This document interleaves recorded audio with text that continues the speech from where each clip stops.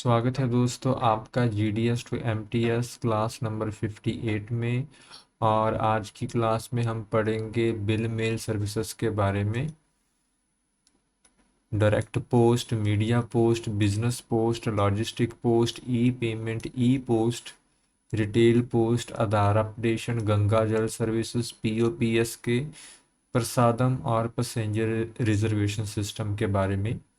अगर हमने आज की वीडियो में ये सभी टॉपिक्स कवर कर लिए, जो मुझे लगता है कि हम कर ही लेंगे, तो ये हमारे सिलेबस की आखिरी वीडियो होगी। उसके बाद हमारा जो GDS टू MTS का जो सारा सिलेबस है वो कंप्लीट हो जाएगा। उसके बाद आपने इन सभी वीडियोस की रिवीजन करनी है, अच्छी तरह से इसको बार बार देखना है, अच्छी तरह से कंसेप्ट्स को समझना है।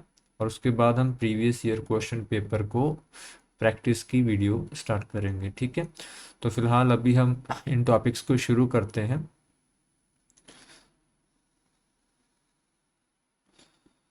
तो ये रही हमारी इंडिया पोस्ट की प्यारी वेबसाइट। इसमें हम जाएंगे, इंश्योरेंस का हमने पढ़ चुके हैं, PLI और RPLI के बारे में। अभी हम जाएंगे बिजनेस एंड ई कॉमर्स के पोर्टल में। इसमें अगर आप, इसमें हम देखिए, इनको पहले मैं ये रब कर देता हूँ।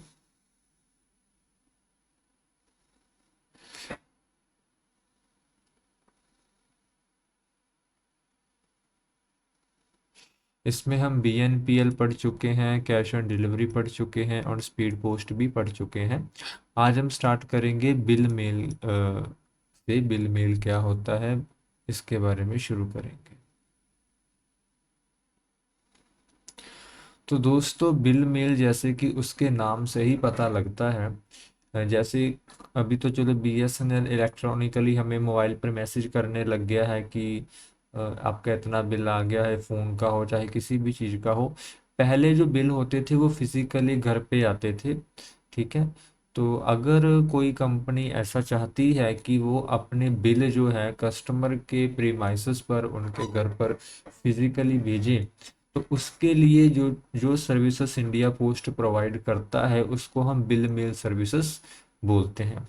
इसके अंदर स्टेटमेंट्स भी भेजी जा सकती है, बिल्स भी भेजे जा सकते हैं, या मंथली अकाउंट बिल, या और कोई ऐसी चीज़ जो मंथली कस्टमर को पे करनी है।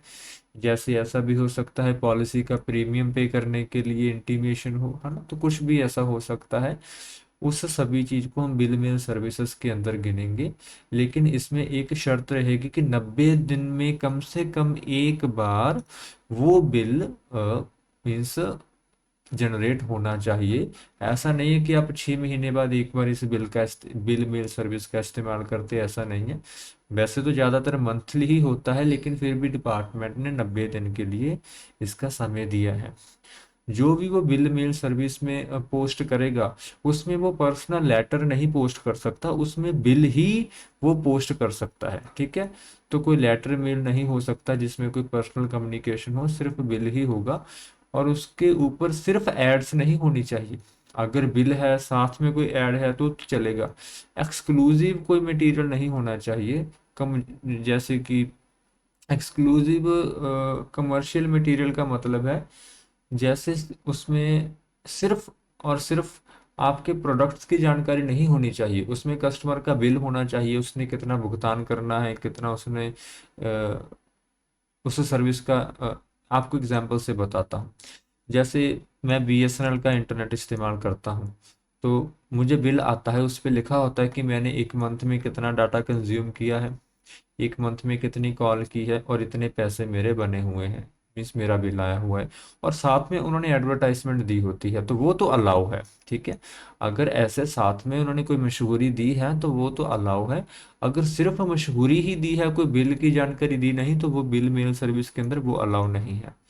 ठीक है, और इसके अंदर अगर आप चाहते हैं कि जो हमारा प्यारा इंडिया पोस्ट है वो आपके बिल को इंसर्ट करे, मीन्स इंसर्ट का मतलब होता है कि वो उसको फोल्ड करे, उसके बाद लिफाफे में डाले, है ना, तो उस इंसर्शन की जो कॉस्ट होगी वो 25 पैसे एक बिल की होगी, अगर आप करवाना चाहते हैं, अगर कोई कंपनी करवाना चाहती है। कम से कम 5,000 बिल एक बार में आपको पोस्ट करने पड़ेंगे इस सर्विस को लेने के लिए। और पहले 50 ग्राम के ₹3 लगेंगे। अगर फिर भी वेट 50 ग्राम से बढ़ता है तो हर 50 ग्राम बढ़ने पर ₹2 अलग से लगेंगे, ठीक है। और जो भी बिल आप भेजना चाहते हैं उसको आपने पिन कोड वाइज बांध लेना है, बंडल बना लेने हैं पिन कोड वाइज। और जो भी पोस्ट ऑफिस इसके लिए सिलेक्ट किए हुए हैं वहां पर जाकर आपने वो पकड़ा देने हैं। इसके लिए कोई क्रेडिट फैसिलिटी नहीं है, इसका मतलब है कि आपको जो सारे पैसे हैं इसके कैश में ही देने पड़ेंगे, जो पोस्टेज स्टैंप लगवा कर ही इसको आप इसकी सर्विसेज ले सकते हैं, ठीक है। तो ये थी बिल मेल सर्विसेज जो सिर्फ बिल के लिए थी। अभी हम दूसरी पढ़ेंगे, डायरेक्ट पोस्ट। तो दोस्तों अभी हम पढ़ रहे हैं डायरेक्ट पोस्ट के बारे में। मैं आपको डायरेक्ट पोस्ट के बारे में बता देता हूँ। तो मान लीजिए आपके आसपास कोई कोचिंग का नया इंस्टीट्यूट खोला है। तो कई बार आपने भी देखा होगा कि उस कोचिंग के इंस्टीट्यूट की मशहूरी या एडवर्टाइजमेंट के लिए क्या होता है कि कई सारे व्यक्ति वो अपने हाथ में पैम्पलेट लिए खड़े होते हैं। और जब भी कभी आप कहीं एग्जाम देकर आते हैं, जब उस रास्ते से गुजरते हैं तो आपको पैम्पलेट पकड़ा देते हैं, ठीक है। तो वो जो पैम्पलेट पकड़ाते हैं या वो जो ब्राउचर पकड़ाते हैं जिसमें उस इंस्टीट्यूट की एडवर्टाइजमेंट या उस इंस्टीट्यूट के बारे में जानकारी दी होती है, ठीक है ना, वही सर्विस अगर इंडिया पोस्ट प्रोवाइड करना चाहे, कैसे, जिसने नया इंस्टीट्यूट खोला वो क्या करेगा कि पैम्पलेट प्रिंट करवाएगा और हमारे पोस्ट ऑफिस में हमें दे देगा, और हम अपने पोस्टमैन को वो पैम्पलेट दे देंगे। और पोस्टमैन जब भी किसी के घर जाएंगे साथ में वो पैम्पलेट डिस्ट्रीब्यूट करते रहेंगे। तो जो इस सर्विस को हम बोलते हैं डायरेक्ट पोस्ट, ठीक है।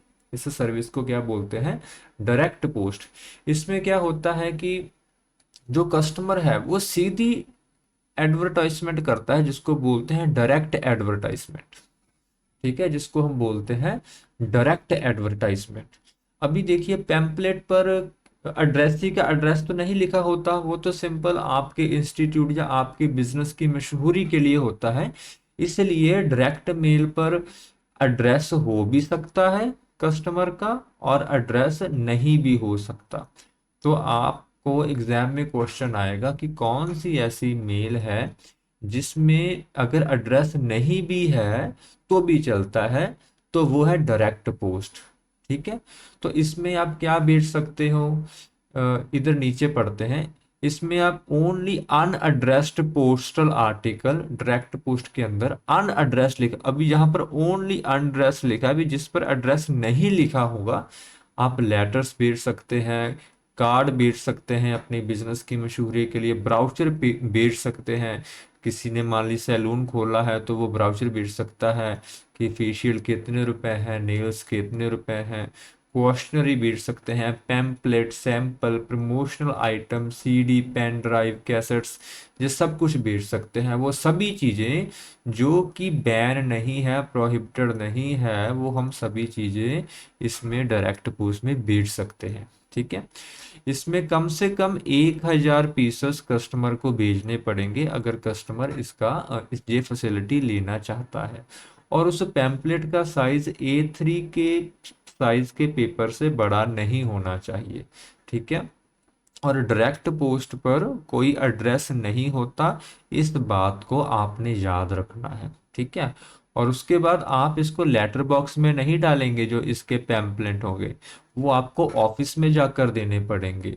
और जो उनके बंडल होंगे वो आपको पिन कोड वाइज बनाने पड़ेंगे, जो भी डायरेक्ट पोस्ट के बंडल होंगे, ठीक है। अगर आप किसी जैसे अगर तो दिल्ली के बंदे ने दिल्ली में ही पोस्टिंग करवाए, वो डायरेक्ट पोस्ट अपने पैम्पलेट बंटवाने हैं तो कोई बात नहीं, तो चाहे बंडल वाइज वो ना बना कर दे। मान लीजिए उन्होंने किसी और शहर में बंटवाने हैं तो पिन कोड वाइज बंडल बनाकर ही उनको देना पड़ेगा। तो ये डायरेक्ट पोस्ट है, इसकी जो स्टार्टिंग हुई थी वो 2005 में हुई थी। तो यही बातें हैं आपने डायरेक्ट पोस्ट के बारे में याद रखनी है, ठीक है। बस इतना सा टॉपिक था। उसके बाद जो नेक्स्ट टॉपिक हम करेंगे, मीडिया पोस्ट करेंगे। अभी बिजनेस पोस्ट में क्या होता है कि बिजनेस के लिए कोई पोस्ट हो जिसमें उसका टोटल बिजनेस का जो प्रोसेस होता है, वो सारा जो प्रोसेस है, अगर वो इंडिया पोस्ट से करवाना चाहता है, जो कुछ उसका हिस्सा इंडिया पोस्ट से करवाना चाहता है, जैसे फॉर एग्जांपल वो कुछ भेजना चाहता है, उसके लिए पहले वो चाहता है कि इंडिया पोस्ट वो जो लेटर है, जो कोई सामान है, उसकी जो उसका जो गोदाम है, जो उसका कंपनी है, वहां से कलेक्ट करे। उसके बाद उसको फ्रैंक भी करे। उसके बाद उसको लिफाफे के अंदर डाले भी। उसके बाद लिफाफे को गम भी करे। उसके बाद उस पर एड्रेस भी लिखे। वो अपनी मर्जी के हिसाब से इसमें से कोई भी सर्विस चूज कर सकता है। ठीक है। तो अगर वो कंपनी, कोई लार्ज कंपनी या कोई स्मॉल बिजनेस ऐसा सोल्यूशन चाहता है, ऐसी फैसिलिटी चाहता है, तो उसको हम बोलते हैं बिजनेस पोस्ट। ठीक है। तो इसके लिए बड़े शहरों में बिजनेस पोस्ट सेंटर खोले गए हैं, जिनका फायदा जो कस्टमर है उठा सकते हैं। अगर जो जैसे अगर कोई बड़ी कंपनीज है, जैसे एसबीआई है, एचडीएफसी बैंक है, अगर उनका जो काम है ज़्यादा है, तो उनकी अपनी बिल्डिंग पर भी हम ये काम कर सकते हैं। ठीक है। अगर इसकी टैरिफ की बात करें, इसके लिए क्या क्या खर्चा आता है, वो भी हम देख लेते हैं। तो ये देखिए सारा टैरिफ का आ गया है, इसमें आप इसको भी आपने खुद ही पढ़ना है। अगर हमने कस्टमर के घर से सामान उठाना है, तो अनरजिस्टर्ड के 30 पैसे लगेंगे, रजिस्टर्ड के 50 पैसे लगेंगे। फ्रैंक करना है तो अनरजिस्टर्ड के 40 पैसे लगेंगे, रजिस्टर्ड के 50 पैसे लगेंगे। एड्रेस लिखना है तो अनरजिस्टर्ड के 50 पैसे लगेंगे, रजिस्टर्ड के भी 50 पैसे लगेंगे। सील करना है, अनरजिस्टर्ड के 20 पैसे लगेंगे, रजिस्टर्ड के भी 20 पैसे लगेंगे। लिफाफे के अंदर पेपर को डालना है, तो उस केस में भी दोनों के 20-20 पैसे लगेंगे। फोल्डिंग करनी है पहले, तो 10 पैसे अनरजिस्टर्ड के, रजिस्टर्ड के 20 पैसे लगेंगे। उसके बाद अलग अलग दिया हुआ है, आप देख लेना। ठीक है। इसके बाद आपने इससे जो चार्ट है, इसको आपने एग्जाम से पहले 4-5 बार रिवाइज करना है, ताकि आपको एक रफ सा आइडिया हो जाए। क्योंकि इतनी छोटी सी वैल्यू याद भी नहीं रहती, आई कैन अंडरस्टैंड। लेकिन हाँ, आपने सिर्फ इसको 2-3-4-5 बार पढ़कर जाना है, ताकि अगर कोई ऐसा क्वेश्चन आ जाता है, तो अगर आप हिट एंड ट्रायल या तुक्केबाजी भी करें, तो उसमें भी आपका जो आंसर है वो सही जाने की संभावना ज्यादा रहे। ठीक है। इसके बाद हम पढ़ेंगे लॉजिस्टिक कॉस्ट के बारे में। तो लॉजिस्टिक कॉस्ट क्या है कि जो बिजनेस कस्टमर है, उनके लिए cost effective and efficient solution है, जिसके जरिए वो अपनी जो सारी वैल्यू चेन, कोई सामान बेचना चाहते हैं, तो उनकी कलेक्शन से लेकर, उनको स्टोर करने से लेकर, उनको पूरी कंट्री में डिस्ट्रीब्यूट करने की जो जिम्मेदारी है, इंडिया पोस्ट की रहेगी। ठीक है। हम उनसे वो आर्टिकल कलेक्ट भी करेंगे, अपने पास स्टोर भी करेंगे। जब कभी ऑर्डर आ जाता है, तो हम अपने वेयर हाउस से सीधा उसको कस्टमर पर भेज भी देंगे।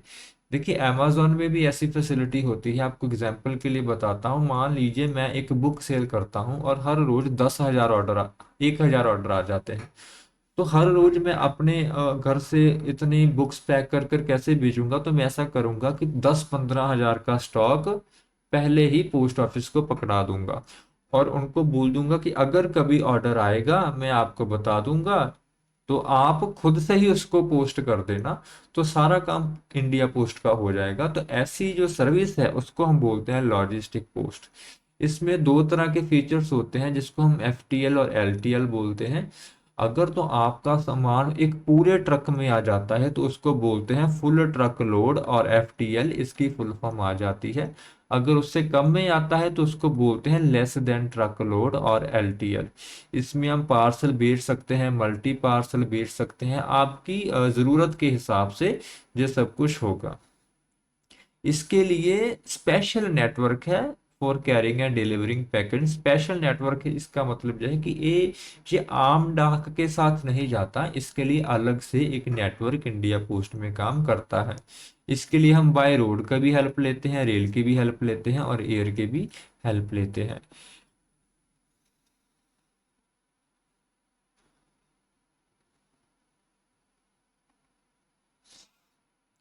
और इंडिया में बहुत सी जगह ये लॉजिस्टिक पोस्ट सेंटर खोले गए हैं, आप उसी हिसाब से इस फैसिलिटी को ले सकते हैं। मल्टी मोड ट्रांसपोर्ट है, रेल, रोड और एयर, तीनों का सहारा इंडिया पोस्ट लेती लेती है। वेयर हाउसिंग सर्विस भी अवेलेबल है कि आप अपने सामान को हमारे पास रख सकते हैं। और फुलफिलमेंट सर्विस का भी मतलब है, वह जैसे मैंने आपको बताया कि अगर कस्टमर का ऑर्डर आ जाएगा तो हम खुद ही पैक कर कर वो जो सामान है कस्टमर को भेज देंगे। इसे बोलते हैं कि होल ऑफ बिजनेस अप्रोच। इसमें पिक एंड पैक की फैसिलिटी भी हम देते हैं, वेयर हाउसिंग की फैसिलिटी भी देते हैं, जैसा कस्टमर चाहता है उस हिसाब से जो फैसिलिटी है हम देते हैं। और इसी केस में रिवर्स लॉजिस्टिक भी है, अगर वो कस्टमर वापस कर देता है उस सामान को तो रिवर्स लॉजिस्टिक फैसिलिटी भी अवेलेबल है। ठीक है, तो आई होप आपको ये लॉजिस्टिक पोस्ट के बारे में भी अच्छी तरह से समझ लगा होगा। अभी नेक्स्ट हम करेंगे ई पेमेंट।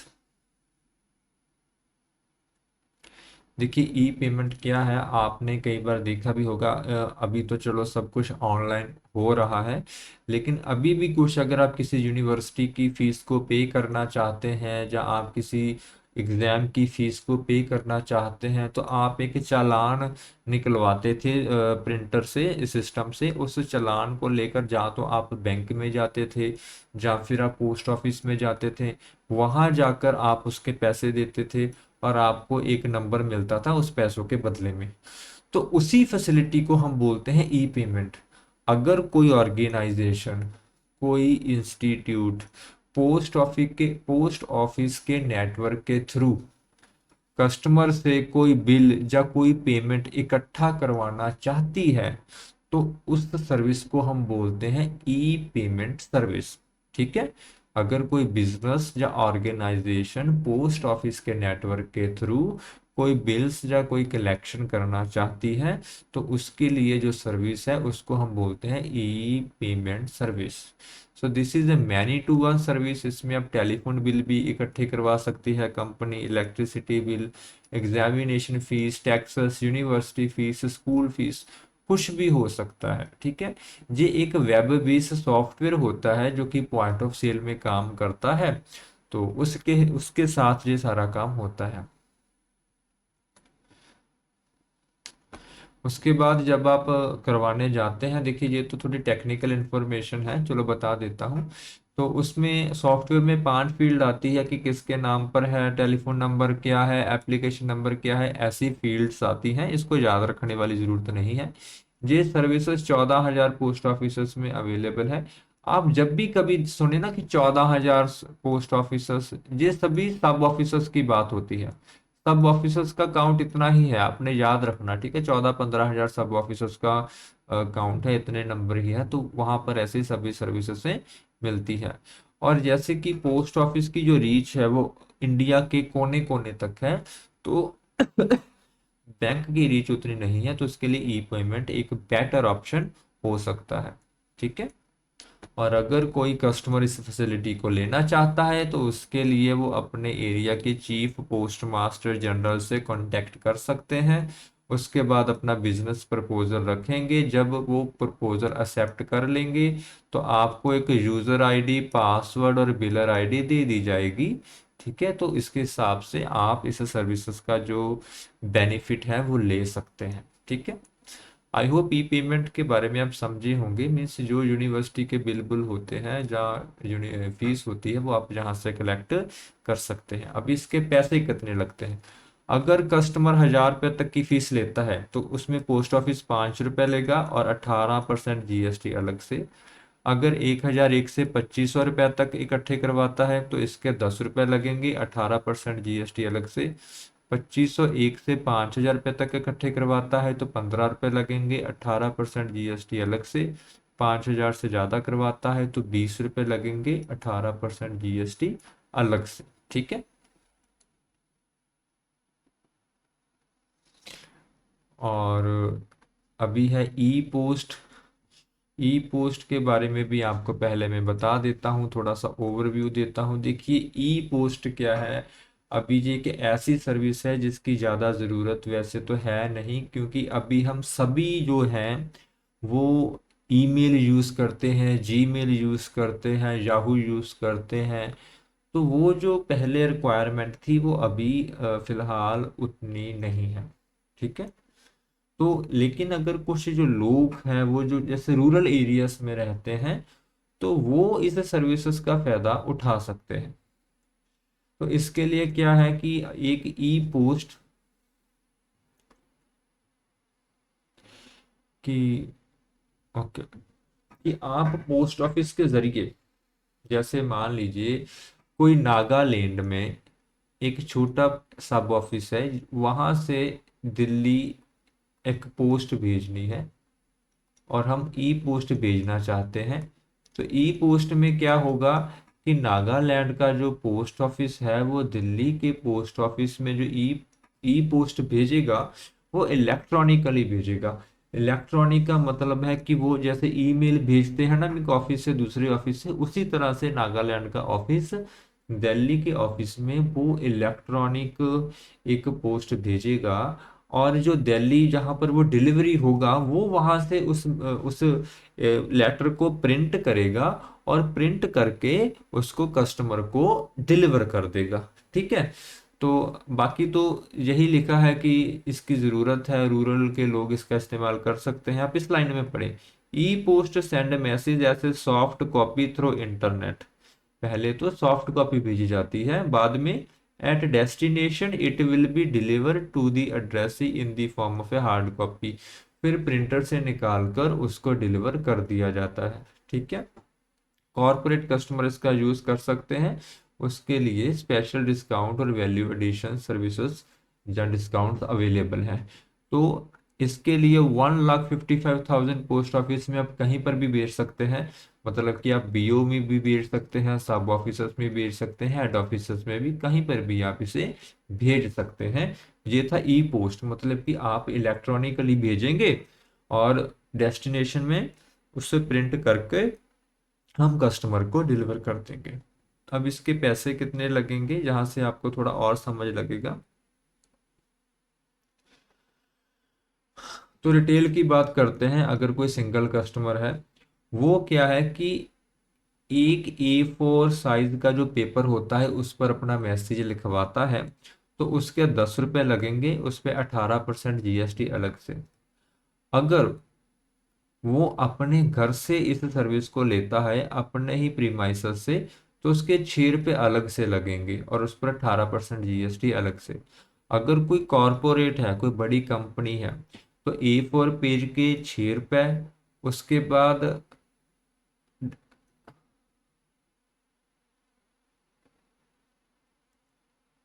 अगर वो कस्टमर 50 या 50 से ज़्यादा A4 के पेपर एक बार में सेंड करता है, तो उसके 5 रुपये लगेंगे पर पेज। ठीक है। अभी सर्विस है many to one, the message will be deliver in the recipient email box. अगर आप ईमेल भेजना चाहते हैं मैनी टू वन, मतलब कि बहुत से चीज़ों को जो हम अगर एक पर्सन को भेजना चाहते हैं, जैसे बहुत से स्टूडेंट अगर यूनिवर्सिटी को भेजना चाहते हैं, तो इसको क्या है कि 5 रुपये लगेंगे A4 पेज के।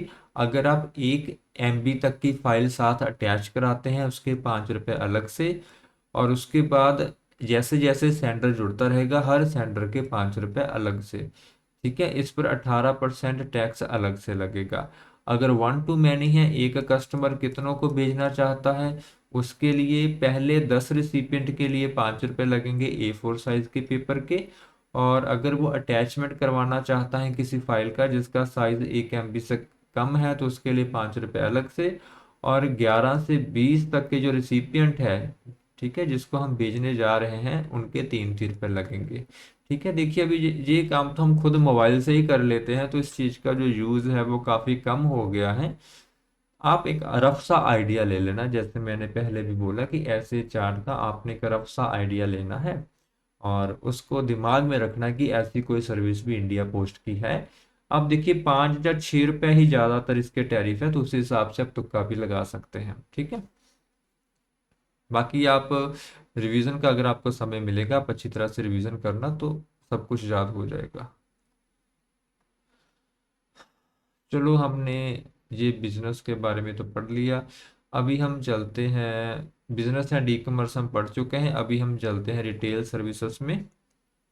अभी हम चलते हैं रिटेल पोस्ट में। ठीक है, तो रिटेल पोस्ट क्या होता है? तो अगर कोई थर्ड पार्टी प्रोडक्ट और सर्विसेज वो कस्टमर पोस्ट ऑफिस के जरिए आम पब्लिक तक पहुंचाना चाहता है, तो उस पोस्ट को हम बोलते हैं रिटेल पोस्ट। ठीक है, एग्जाम्पल के लिए आपको बताता हूं कि जैसे अगर कोई एलईडी, जैसे पीछे वो तो चलो गवर्नमेंट की थी, लेकिन मैं आपको एग्जाम्पल से बताता हूँ। अगर कोई कंपनी चाहे कि मैं अपने एलईडी बल्ब पोस्ट ऑफिस के थ्रू बिकवाना चाहता हूँ, कि पोस्ट ऑफिस में एक काउंटर एलईडी बल्ब्स का भी होगा, तो उसको हम बोलेंगे रिटेल पोस्ट। ठीक है, क्योंकि वो थर्ड पार्टी प्रोडक्ट है जो हम पोस्ट ऑफिस में, जब पोस्ट ऑफिस के नेटवर्क के थ्रू लोगों तक पहुंचा रहे हैं। ठीक है, ऐसे कोई सर्विस भी हो सकती है। अगर कोई इलेक्ट्रिसिटी बिल इकट्ठे करवाना चाहता है, कलेक्शन ऑफ टैक्सेस करना चाहता है, कलेक्शन ऑफ और कोई बिल या फीस इकट्ठी करना चाहता है, ठीक है, तो उन सभी पोस्टर्स को हम बोलते हैं रिटेल पोस्ट। इसके लिए हम रेलवे रिजर्वेशन टिकट्स भी बेचते हैं, राखी के लिए जो लिफाफे आते हैं वो बेच सकते हैं, एड्रेस वेरिफिकेशन सर्विस कस्टमर को दे सकते हैं। तो इसमें क्या होता है कि रिटेल पोस्ट में जो पोस्ट ऑफिस है वो वन स्टॉप शॉप बन जाती है, जिसमें हम बहुत सी जो सर्विसेज हैं पार्टनर के साथ टाई अप करके कस्टमर्स को दे सकते हैं।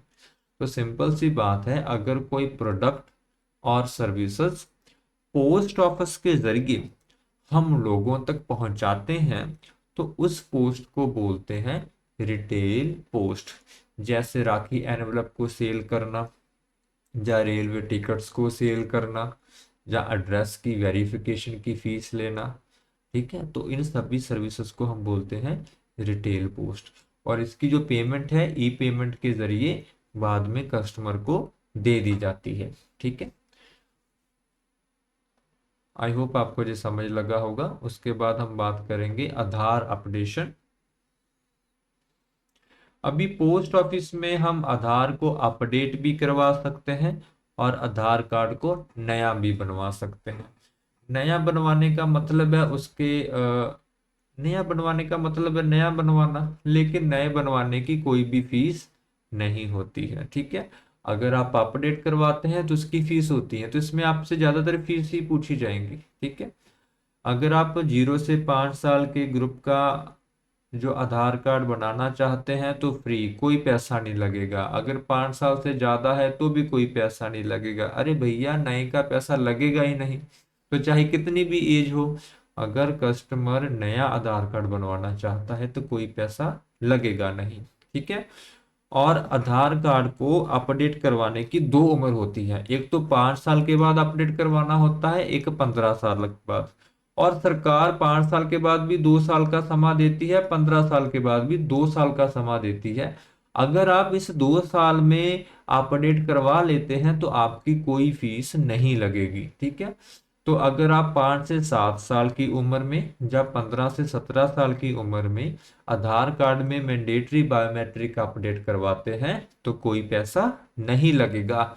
लेकिन अगर आपने ये 2 साल का समय गवा दिया तो आपके कितने रुपए लगेंगे? 100 रुपए लगेंगे। ठीक है, अगर वैसे कोई कस्टमर चाहता है कि मैं अपने आधार कार्ड को फुल्ली अपडेट करवा लूं, तो उसके भी कितने लगेंगे? 100 लगेंगे।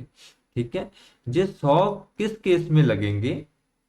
अगर वो अपनी या तो आईज, या फिंगर्स,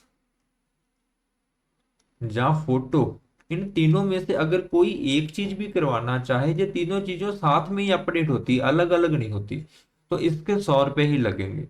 लेकिन अगर कस्टमर सिर्फ अपनी जन्म तारीख करवाना चाहता है, या सिर्फ अपना नाम बदलवाना चाहता है, या सिर्फ अपने पिताजी का नाम बदलवाना चाहता है, या सिर्फ अपना जेंडर चेंज करना चाहता है, मतलब कि वो आईज फिंगर या फोटो चेंज नहीं करना चाहता, तो उस केस में कितने लगेंगे? सिर्फ 50 रुपए लगेंगे।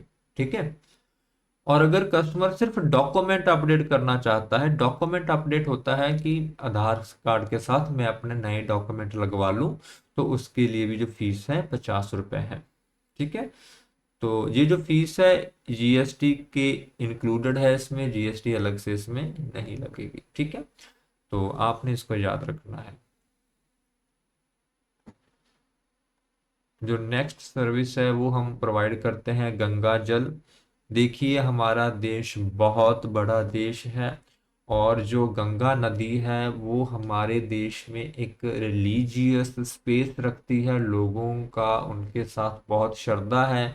लोग अलग अलग जगह पर हवन करते हैं, उनके लिए उनको गंगा जल की ज़रूरत पड़ती है। वो अपने घर में रखते हैं क्योंकि वो उनको प्योर मानते हैं, उनके उनके लिए वो एक रिलीजियस मैटर है।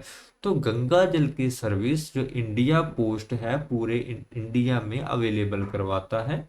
आप इसको फिजिकली भी खुद जाकर भी इंडिया पोस्ट की वेबसाइट से ले सकते, इंडिया पोस्ट के ऑफिस में जाकर ले सकते हैं, या ऑनलाइन ई पोस्ट ऑफिस की नाम की वेबसाइट है, यहाँ से भी ऑर्डर कर सकते हैं। ठीक है।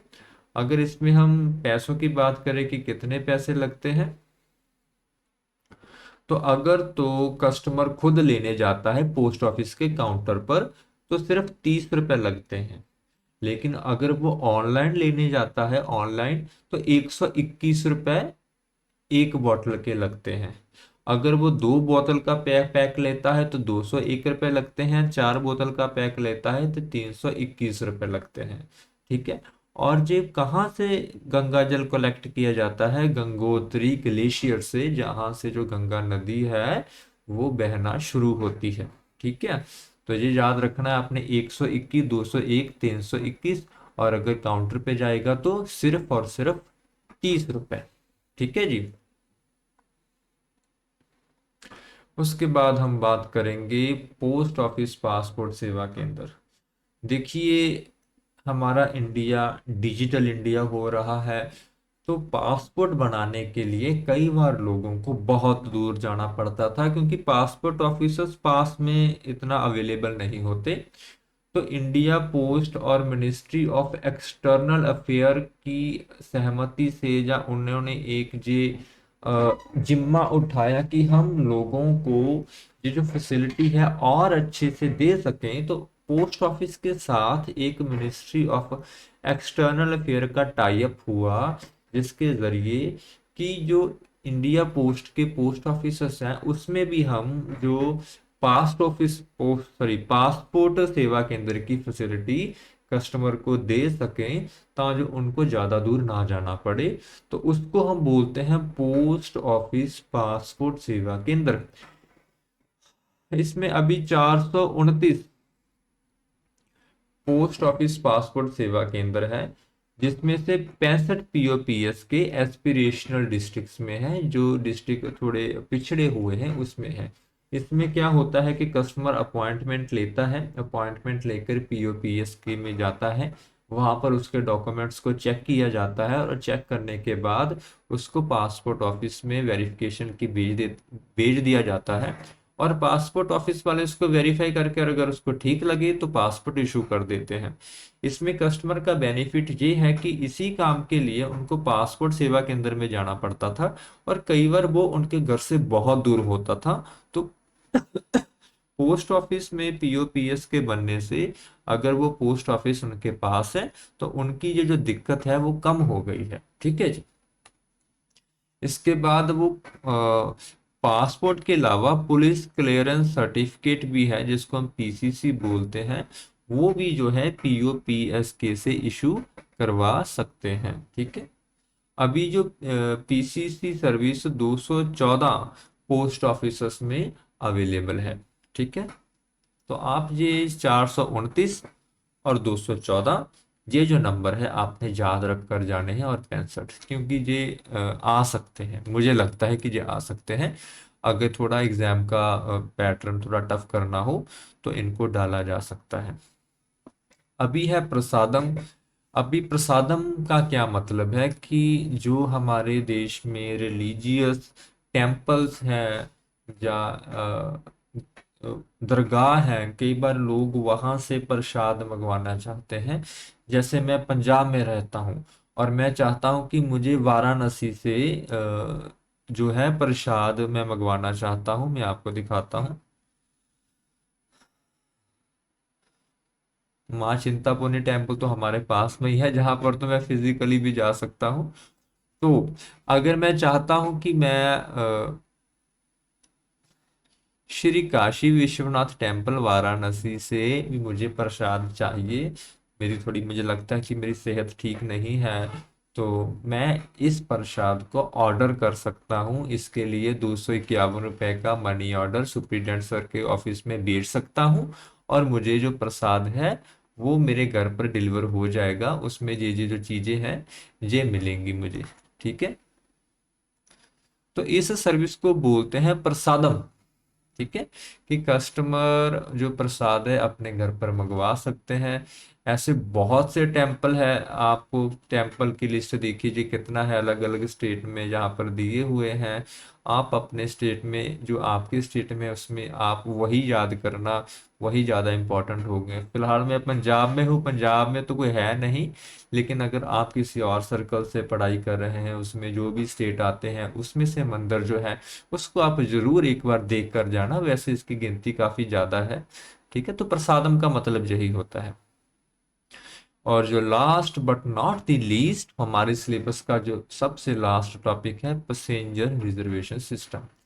अभी पैसेंजर इस रिजर्वेशन सिस्टम में क्या है कि कुछ पोस्ट ऑफिस ऐसे सेलेक्ट किए हुए हैं जो कि पैसेंजर के लिए जो टिकट्स रिजर्वेशन कर सकते हैं। That is called the India post passenger reservation system. ठीक है जी।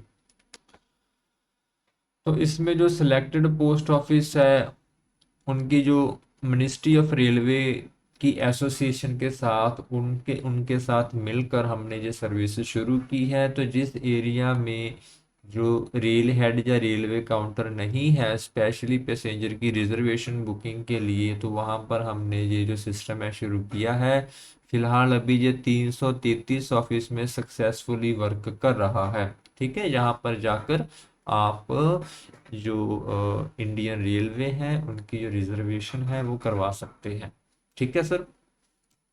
तो माय डियर स्टूडेंट्स, अगर जो हमारी जो सीरीज है अगर आपको ये अच्छी लगी है और अगर आप लास्ट की वीडियो तक मेरे साथ अभी तक जुड़े हुए हैं, तो मैं आपका इस सभी आपके प्यार के लिए तहे दिलो धन्यवाद करना चाहता हूँ कि आपने मेरे पे यकीन किया और मेरे साथ आप जुड़े रहे। मैं चाहता हूँ कि हमारा जो परिवार है इसी तरह से फलता फूलता रहे।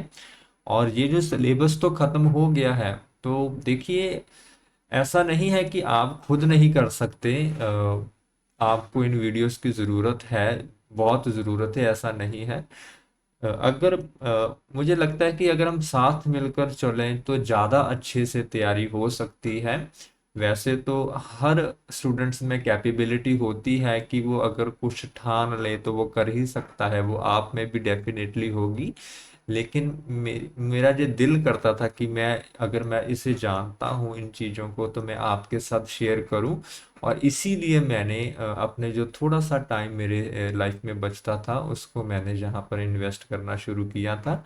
और मुझे खुद भी बहुत खुशी है कि मैंने जो पहली सीरीज है इसको कंप्लीट कर दिया है सक्सेसफुली, और एक अच्छे टाइम फ्रेम में कर दिया है, क्योंकि अभी एमटीएस एग्ज़ाम को भी मुझे लगता है 5-6 महीने पड़े हुए हैं। तो अभी आप इन सभी इस वीडियो को रिवाइज करना, देखना, अगर कोई डाउट हो तो मुझसे पूछना। कई बार पढ़ाते पढ़ाते मैं ही कुछ गलत बोल देता हूँ, तो उस चीज़ को आप समझ भी लेना कि सर से शायद यहाँ पर गलत बोल हो गया है, या वेबसाइट में उसको खुद पढ़ना अगर आपको डाउट हो। उस रिसोर्स को खंगालना कि कहीं पर वो गलत तो नहीं है। आंख मूंद कर विश्वास नहीं करना है, प्रीवियस ईयर क्वेश्चन पेपर देखने हैं।